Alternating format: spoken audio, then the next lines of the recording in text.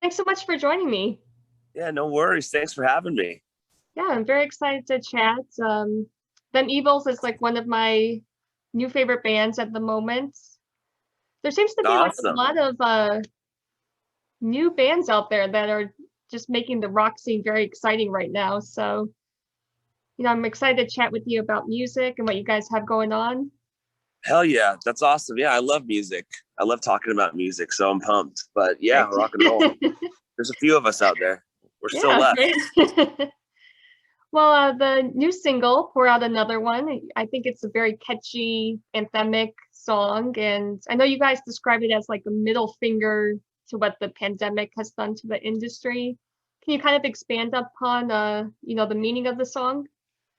Yeah, I mean, there wasn't really much thought into the lyrics. It was just kind of,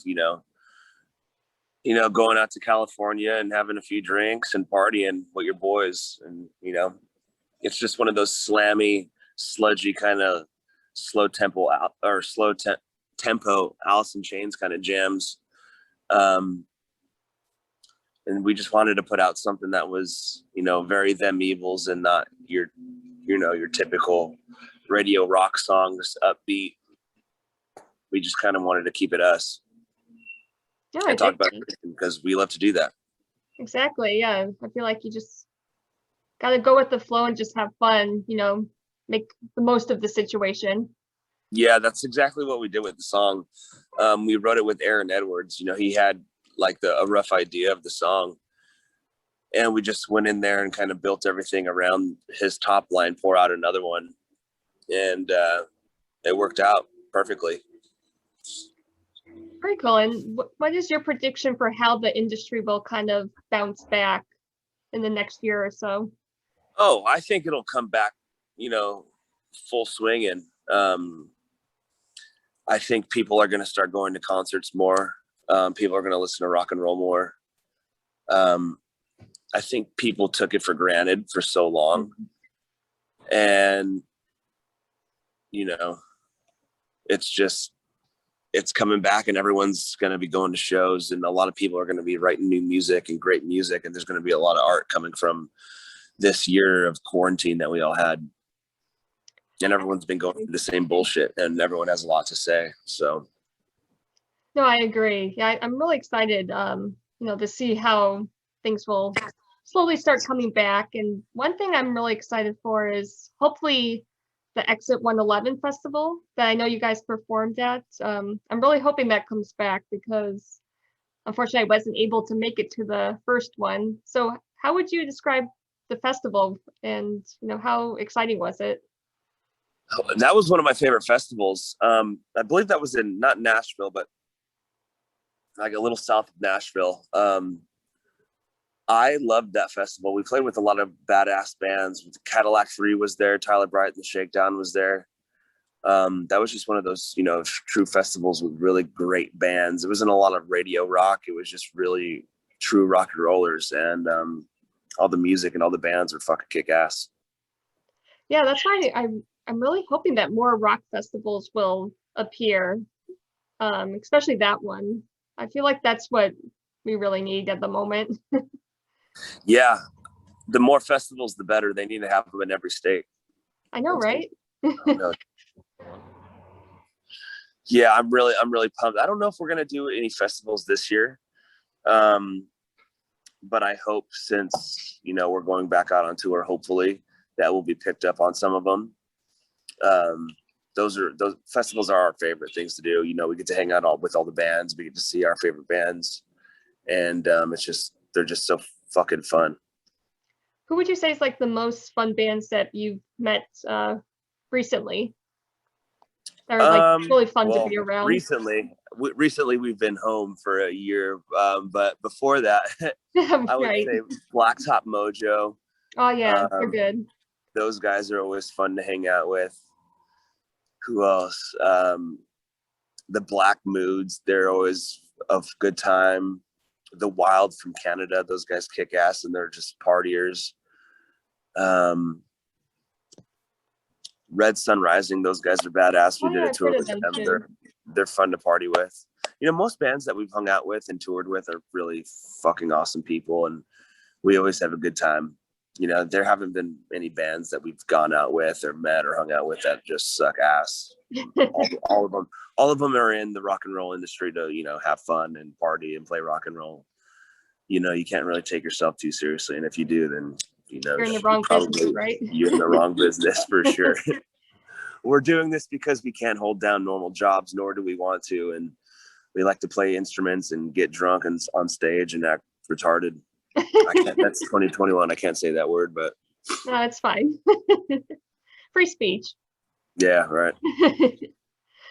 Well, what would you say is like the current go-to song that gets you amped up at the moment? Ooh. I've been listening to Sober by Tool. Oh, yeah. That one. I don't know. I was listening to that one today as well, and it always gets me going.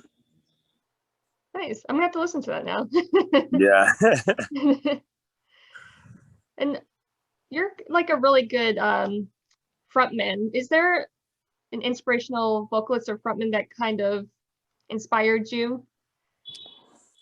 I was actually having this conversation last night. I would say Jim Morrison. He's probably one of my favorite frontmen.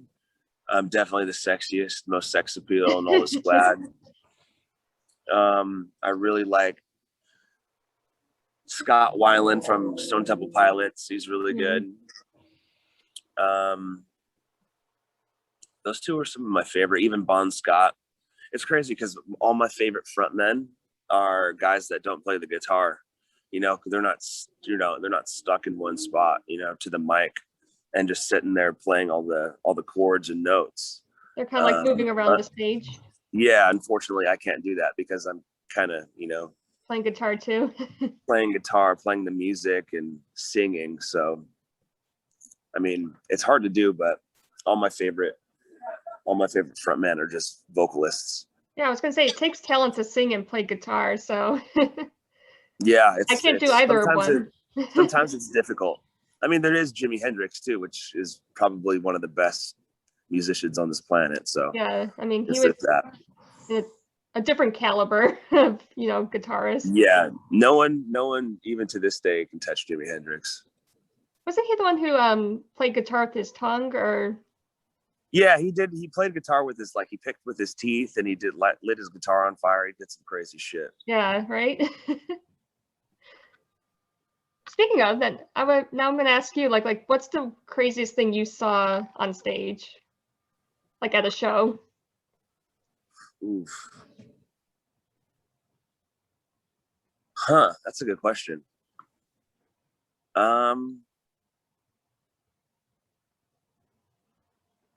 Not to put you on the spot. I couldn't even tell you. Honestly, I couldn't tell you. I haven't seen anything where I've been like, whoa, that's fucking nutty. I mean, of course, if you go to like an Alice Cooper concert and he puts his head through like a guillotine, I've seen shit like that, but nothing that's like made me go, wow, because it's already all been done on stage. Ozzy's eating a pat on stage, and the guys from Cranial Phil. Oh, I saw back when I was a kid, I saw Marilyn Manson at Ozfest, and he burnt a Bible. That was nutty. I can picture him doing that. Yeah, I thought that was like, whoa, this guy's crazy. But now it's just like, oh, it's just another gimmick thing. But I thought that was some crazy shit when I was a kid. I'm sure that caused like an outrage with the whole religious community after that. Yeah, but that's his thing. He likes to get a rise out of people. Exactly. He likes to press people's buttons.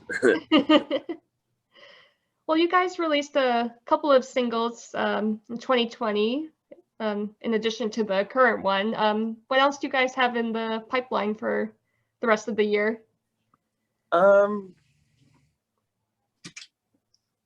We got a few songs under our belt right now that we're going to release. I think we have like 3 more. And then we're still writing and recording a few demos that we have. So we're just going to keep releasing music until we party. We're going to try to do one every month, every 6 weeks, 4 to 6 weeks, maybe 8 weeks, and just keep the content flowing. Because, with no with no full capacity shows right now on the West Coast, or I think people are still, you know, a little weary of going to shows. And we're not really going to play any until everyone's ready to go out, everyone's vaccinated, and until the venues are going to let us, you know, put on a full show. So until then, we're just going to keep releasing shit. But yeah, we got a few songs under our belt that's, you know, we're ready to let go. Awesome. And are they like more high energy songs like the ones you've released, or kind of like a mixture? I would say a mixture. Most of them are high energy. We're kind of going for that like stadium rock sound. You know, we want our songs in you know, like car commercials, and we want stadiums, you know, movies and stuff like that. So that's the route we're going for. So they're gonna kind of be in that vein, very anthemic kind of sounding tunes. Oh, I dig that. That's awesome. Yeah, and I think by the time shows can come back to full capacity, you'll have like a full set list. Yeah, that'll be that. We'll be able to play like an hour and a half, 2 hours, hopefully. Nice. Very exciting. And do you guys hope to record more music videos as well? Yeah, we've been trying to do that, but with the whole pandemic thing, people are kind of weird about it. And we don't really have a budget for it right now, just because we're kind of putting all our eggs in the basket of releasing songs and recording. Mm-hmm. So we're just kind of focusing on that, but there's going to be a few music videos to come. That's cool. Yeah, definitely. It's kind of like tough to work on videos, but I think music is the main focus. So yeah, definitely. That's what people want. Well, I'm really excited for you guys, and thank you so much. hopefully get to see you on the East Coast. Have you been to Boston already? Oh yeah, we've been to Boston a few times. Oh, that's awesome. Well, hopefully you guys can come back. We love Boston. Very cool. Well, I really appreciate your time, Jordan. No worries. Thanks for having me. It was a pleasure.